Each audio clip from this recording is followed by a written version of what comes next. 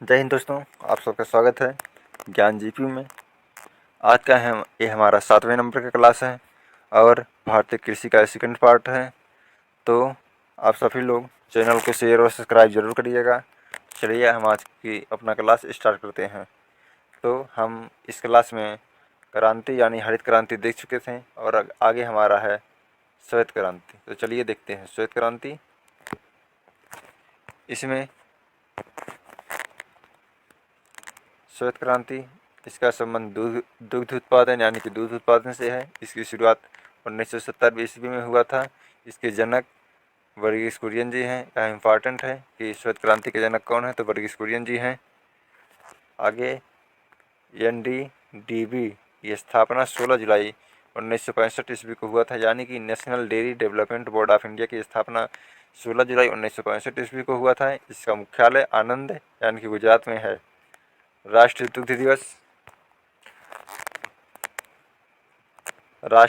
दुग्ध दिवस 26 नवंबर को मनाया जाता है। आगे हम कृषि से संबंधित आगे क्रांतियाँ देख रहे हैं। तो इसमें अगला हमारा है पीली क्रांति। इसका संबंध तिलहन उत्पादन से है।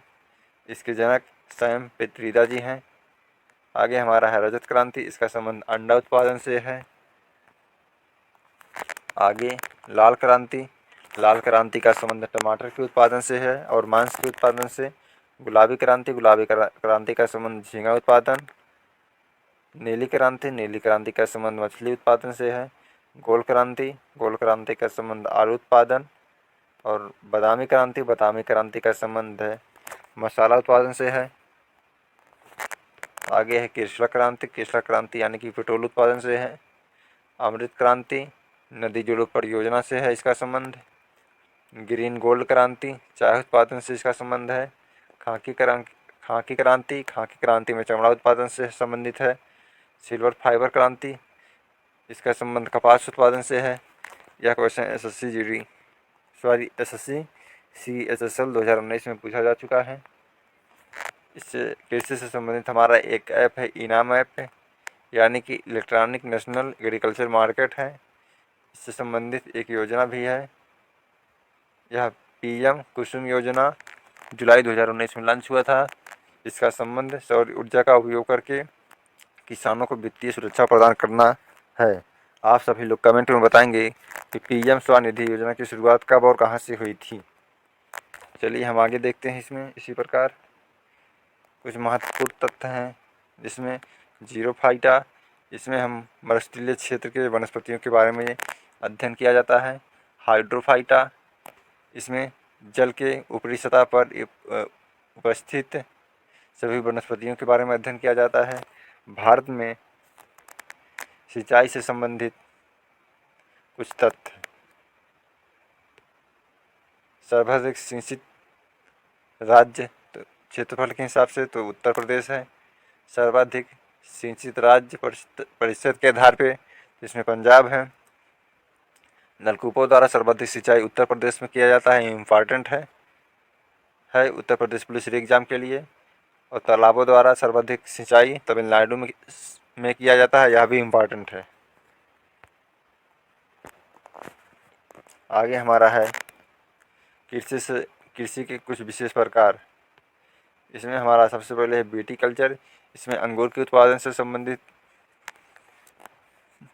है। पिस्सीकल्चर या मछली पालन से संबंधित है।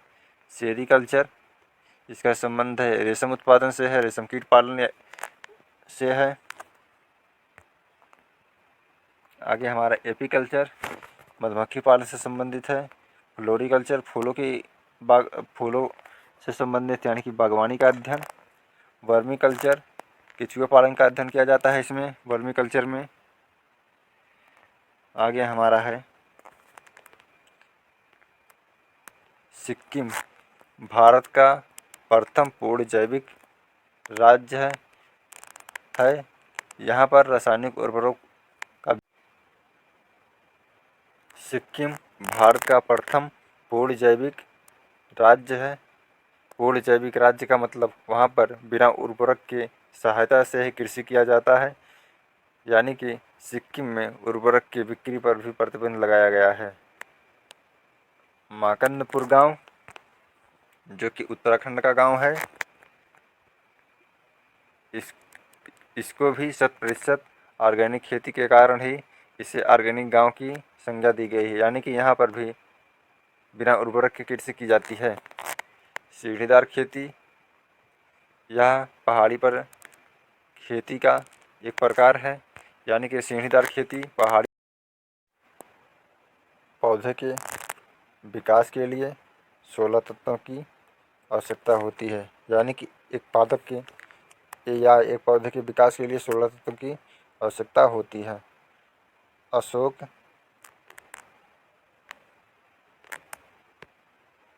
अशोक दलवाई समिति, इसका संबंध किसानों की आय दोगुनी करने से है। यह इम्पॉर्टेंट है।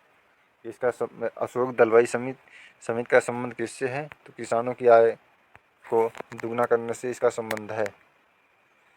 चलिए, हमारा कुछ छूट गया था, जिसमें एक है फोमोलॉजी। फोमोलॉजी में फल का अध्ययन किया जाता है।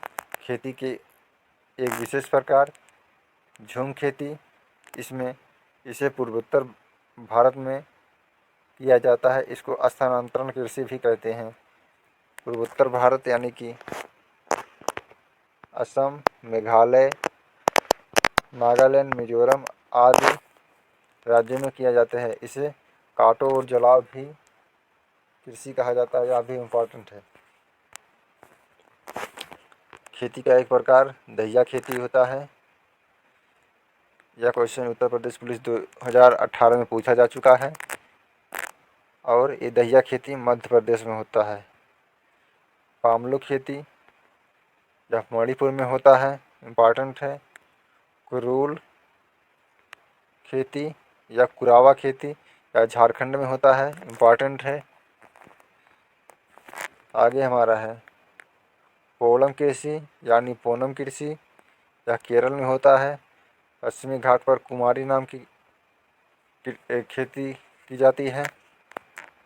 रोपड़ खेती में इसमें नकदी फसल आते हैं, जैसे रबड़ की खेती, कोको की खेती, चाय और कहवा का खेती रोपड़ विधि द्वारा किया जाता है। कार्बनिक खेती, इसमें रासायनिक उर्वरकों व कीटनाशकों का प्रयोग नहीं किया जाता है और कार्बनिक खेती के जनक अल्बर्ट हार्वर्ड जी हैं। तो चलिए, आज की क्लास हमारी यहीं पे समाप्त हो गई है। आप सभी लोग चैनल को शेयर और सब्सक्राइब जरूर करिएगा है। ठीक है, थैंक यू।